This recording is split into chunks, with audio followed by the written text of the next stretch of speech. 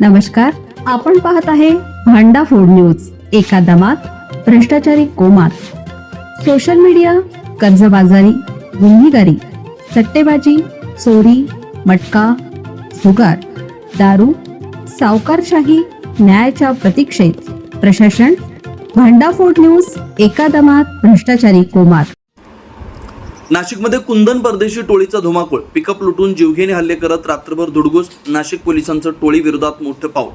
नाशिक शहरात दहशत माजवणाऱ्या कुंदन परदेशी टोळीचा नाशिक पोलिसांनी काना मोडलाय. कुऱ्हाड, कोयते, चॉपर सारख्या धारदार शस्त्रांचा वापर करत रात्रभर शहरात धुमाकूळ घालणाऱ्या या टोळीतील एका युवतीसह तब्बल 10 गुंडांना पोलिसांनी अटक केली.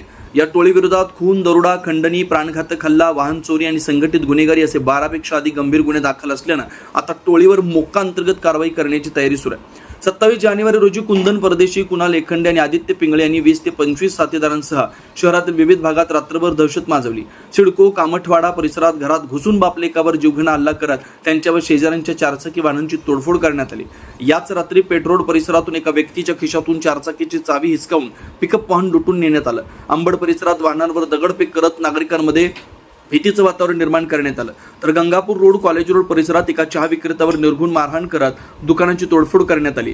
या हल्ल्यात चहा टपरीतील 10 ते 12 हजार रुपयांची रोकड लुटण्यात आली. हा संपूर्ण प्रकार सीसीटीव्ही कॅमेऱ्यात कैद झाला. या तिन्ही प्रकरणांमध्ये गंगापूर रोड, अंबड आणि म्हसरूळ पोलीस ठाण्यात गुन्हे दाखल झालेत. या गंभीर घटनांची दखल घेत पोलीस आयुक्त संदीप कर्णिक यांनी तातडीने तपासाचे आदेश दिले. आरोपी नाशिक ग्रामीण, धुळे जिल्हा, मध्य प्रदेश सीमावर्ती भाग आणि म्हसरूळ परिसरात लपल्याची गुप्त माहिती मिळाल्यानंतर पोलीस पथकाने सापळा रचत वेगवेगळ्या ठिकाणांहून 10 आरोपींना अटक केली.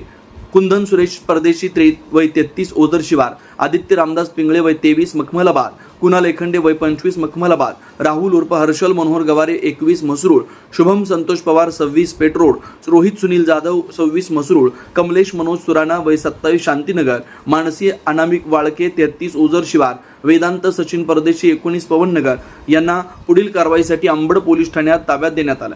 दरम्यान पोलिसांनी टोळीच्या मुसक्या आवळल्यानंतर नाशिक जिल्हा कायद्याचा बालेकिल्ला आहे असं म्हणत टोळीनं माफीनामा दिल्याची माहिती समोर आली आहे. मात्र नागरिकांमध्ये दहशत निर्माण करणाऱ्या या टोळीविरोधात कडक कारवाई करण्याचा पोलिसांचा निर्धार आहे.